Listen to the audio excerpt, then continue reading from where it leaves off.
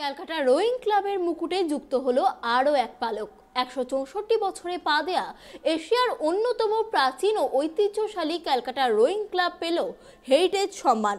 শনিবার ক্লাবে হেরিটেজ ফলক বসিয়ে বিশেষ সম্মান জানালো Indian national trust for art and culture.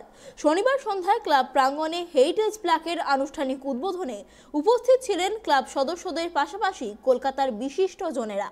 প্রাক্তন প্রধান বিচারপতি পিনাকি চন্দ্র ঘোষ, প্রাক্তন বিচারপতি অসীম রায়, ইনট্যাকের কর্ণধার জি.এম. কাপুর, ময়দানের প্রাক্তন তারকা ফুটবলারদের পাশাপাশি অলিম্পিয়ান জয়দীপ কর্মকার, প্রাক্তন ক্রিকেটার সম্বরণ বন্দ্যোপাধ্যায় উপস্থিত ছিলেন। ক্লাব হেরিটেজ তকমা পাওয়ায় উচ্ছ্বাসিত এবং গর্বিত ক্যালকাটা রোয়িং ক্লাব কর্তৃপক্ষ।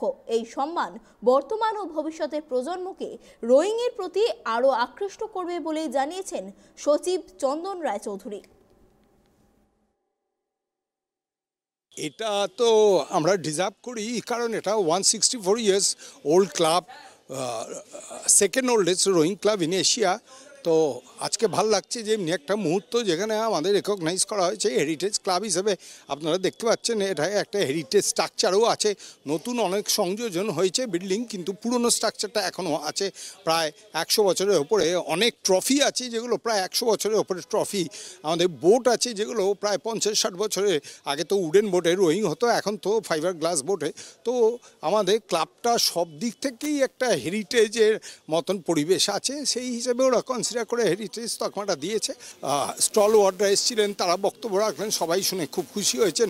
তো এর থেকে বেটার পরিবেশ আর কি হতে পারে। তো কোভিডের পরে এই একটা অনুষ্ঠান সবাইকে উজ্জীবিত করলো, এবং আশা করি এমনি আরও প্রোগ্রাম আমরা ভবিষ্যতে করতে পারবো। আলোচনা হচ্ছে রোয়িংটা একটা পুরনো গেম। আমরা সবসময় চেষ্টা করি যে রোয়িংটাকে আরও ডেভেলপ করতে। সেইটার পেছনে আমরা রিসেন্টলি প্রায় 1 কোটি টাকার বোট আনছি বিদেশ থেকে। তো আমরা সবসময় চাই রোয়িংটা ডেভেলপ। আর ওয়েস্ট বেঙ্গলে তো এই লেক ছাড়া কোথাও রোয়িং হয় না।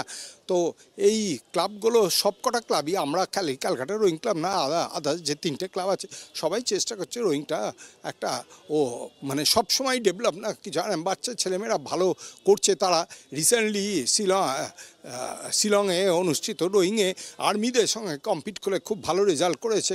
তো আমরা আমি রিসেন্টলি বিদেশে গেছিলাম, আমরা প্রচুর 7-8টা রোয়িং ক্লাব ঘুরে এসেছি। তারাও চাইছে আমাদের সঙ্গে একটা কোলাবোরেশন করতে। তো এটা একটা ভালো দিক মনে হয়।